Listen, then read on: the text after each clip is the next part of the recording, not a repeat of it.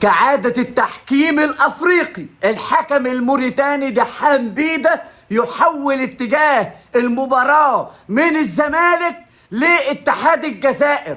بزيرة خلاص الدقيقة 88 قطع الكرة وراح وأحرز الهدف الأول للزمالك.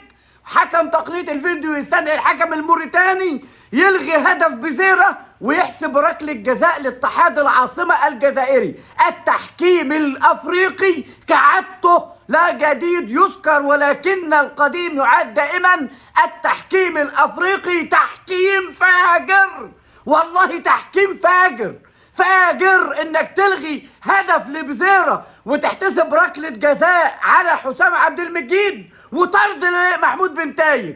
قمة الفجور. الزمالك قدم عظمة في مباراة اتحاد العاصمة الجزائري. ارفع القبعة المعتمد جمال، اداء تكتيكي ولا اروع ولا اجمل. نادي الزمالك ساب الاستحواذ لاتحاد العاصمة الجزائري، لكن التحولات كانت اخطر ما يكون. عملها شيكو بنزا. شيكو بنزا شيكو بنزا اوعى يجيلك شيكو بنزا. شيكو بنزا كان في هذه المباراة عامل زي عفريت العلبة.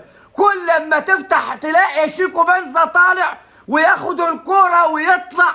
ده ضيع واحدة جت له من عبد الله السعيد وشيكو بنزا عملها لب خفيف كده من فوق الحارس وعدت وحطها.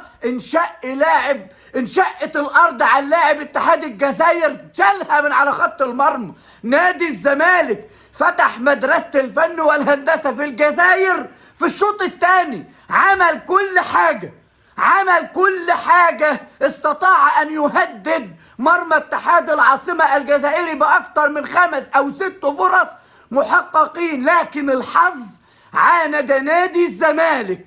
والحكم دحام بيدة كان له رأيا آخر بإلغاء هدف بزيرة واحتساب ركلة جزاء على نادي الزمالك يسجلها لاعب اتحاد العاصمة الجزائري لتنتهي المباراة 1-0.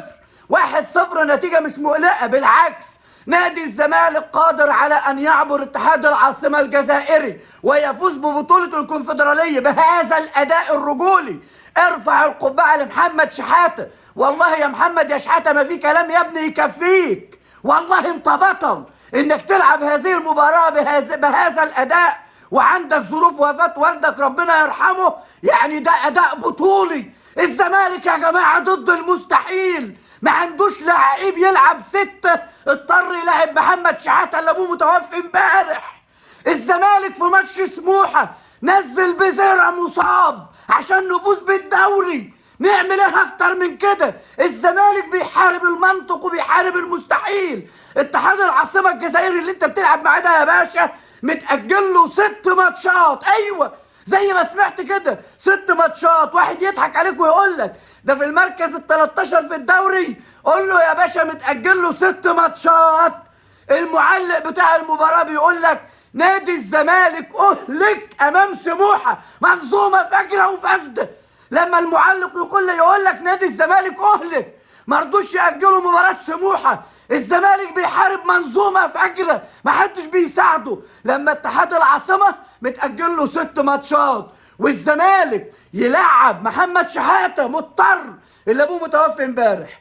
في ماتش النهارده بنلعب بزيرة في اخر 10 دقايق اللي هو مصاب. ما عندناش يا باشا، ما عندناش منظومة ضد الزمالك. منظومة وكأن فوز الزمالك وسعادة جماهير الزمالك بيحزنها وبيقهرها. المذيع بيقول لك الزمالك أهلك. ليه؟ عندنا منظومة بتحارب الزمالك. وعلى الرغم من كده الزمالك قدم كل فنون كرة القدم. ارفع القبعة المعتمد جمال على هذا الأداء التكتيكي المنضبط وهذا التشكيل الأكثر من رائع في ظل النقص العددي في هذا السكواد. ارفع القبعة لمحمد شحاتة. يا محمد انت يا ابني مش هننسالك اللي انت عملته عشان خاطر الزمالك. يا بزيرة مش هننسالك اللي انت عملته وانت لعبت مصاب عشان خاطر الزمالك. شيكو بنزا شيكو بنزا شيكو بنزا اوعى يجيلك شيكو بنزا. ده النهارده كان عامل زي العفريت. اتحاد العاصمة الجزائري كل ما يسد على شيكو بنزا يطلع له من جهة تانية. يا سلام لو مشيت معاك يا شيكو بنزا واحرزت الهدف. لكن على العموم 1-0 نتيجة يستطيع نادي الزمالك تعويضها في استاد القاهرة أمام جماهير الزمالك اللي هتملأ الاستاد ومش هتخلي موضع لقدم. جماهير الزمالك هتاكل الأخضر واليابس. تحية لجماهير اتحاد العاصمة الجزائري، هذه الجماهير المحترمة، مفيش ألفاظ خارجة، حتى وإن إن الدخان ملا جنبات الملعب قبل نهاية المباراة بربع ساعة، لكن كل التحية وكل التقدير لجماهير الاتحاد الجزائري، اتحاد العاصمة الجزائري المحترم. إن شاء الله الزمالك يعبر ويفوز بالكونفدرالية وال4 مليون دولار. بقول لك اهو وخدها مني، الزمالك هيكسب وهيعوض الهدف ده ب3 و4. ليه؟ لان الزمالك كان احسن النهارده، ساب لهم الاستحواذ لكن الخطورة كانت للزمالك. شوف معلق المباراة لما يقول لك ايه، سيطرة بلا واقعية لنادي اتحاد العاصمة الجزائري. السيطرة كانت لاتحاد العاصمة الجزائري ولكن الواقعية كانت زملكاوية. تحية لكل الرجالة بلا استثناء. محمود بن تايب تشوف الكرة وقع وعمل عكس حركته وطلع الكرة من منطقة الجزاء. لعيبة نازلة عارفة قيمة فانيلة الزمالك، عايزة تحقق بطولات. والله انتوا رجالة. تحية لمحتمي الجمال.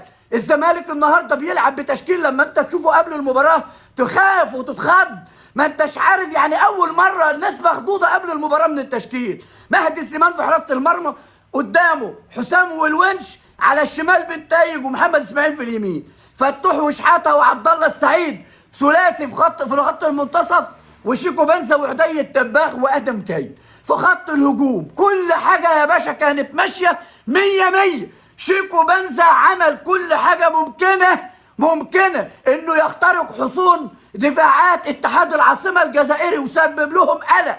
احمد الخلدي من اتحاد العاصمه الجزائري قاد اكثر من هجمه خطره على نادي الزمالك كان لها الدفاع، ومهدي سليمان والحظ كمان خدم نادي الزمالك في ان اكتر من كرة عرضية يطلع ياخدها بالهيد تعلو القايمة. اتحاد العاصمة الجزائري له اكتر من 26 كرة عرضية في هذه المباراة، توريك حجم الهجمات كانت لاتحاد العاصمة من عن طريق الاطراف.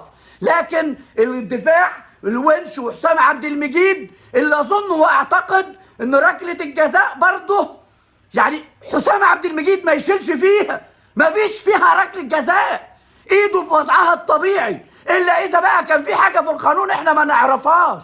شيكو بنزا يعني عمل كل حاجة ممكنة بالكرة النهاردة، كل حاجة. الاكثر من رائع هذا البرازيلي الساحر شيكو بيزيرا. لا يا باشا، اعتزل في الزمالك ساحر فاستراحوا من اذاه، خلف جني فوقف السحر اباه. بيزيرا بيلعب مصاب وبيحرز هدف لو كان احتسب يا جماعه كان واحد من اغلى واجمل الاهداف اللي سجلت في تاريخ الكونفدراليه الافريقيه. لكن يظل دائما الزمالك مدرسه الفن والهندسه. ارفع راسك فوق، انت زملكاوي. الزمالك قادر على ان يعبر ويفوز بالكونفدراليه. ان شاء الله نفوز بالكونفدراليه بهذا الاداء الرجولي الرائع. تحيه تاني وتالت ورابع لمحتمي الجمال، مهدي سليمان، محمد شحاته، مش هننسى لك يا شحاته والله اللي انت عملته. تحيه لبزيرة اللي بيلعب بمصاب، والله ما هننسى لك جماهير الزمالك اللي انت عملته يا بزيرة. تحيه لعدي الدباغ، تحيه للرجاله كلهم، لعبد الله السعيد 41 سنة واقف عمل كرة عرضية لشيكو بنزا اللي عدها من فوق حارس المرمى، كانت بينها وبين الهدف نص مليمترات. طلع لها لاعب اتحاد العاصمة الجزائري منين ما اعرفش، لكن رغم الهزيمة الزمالك قادر على تحقيق الكونفدرالية وان شاء الله هيحققها وبيننا الايام. ان شاء الله الزملكاوية الكونفدرالية زملكاوية بيضة بخطين حمر، واوعى تزعل والله العظيم ده اداء من اجمل المباريات اللي اداها الزمالك في المباريات الاخيره. ان شاء الله وبيننا وبينك الايام يوم السبت الجاي ميعادنا نرفع كاس الكونفدراليه ونحتفل كلنا سوا. ما تزعلش الكونفدراليه قريبه وباذن الله من نصيب نادي الزمالك.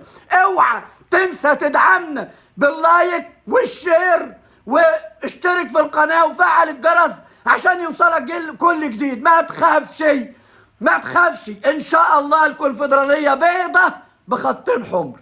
في امان الله.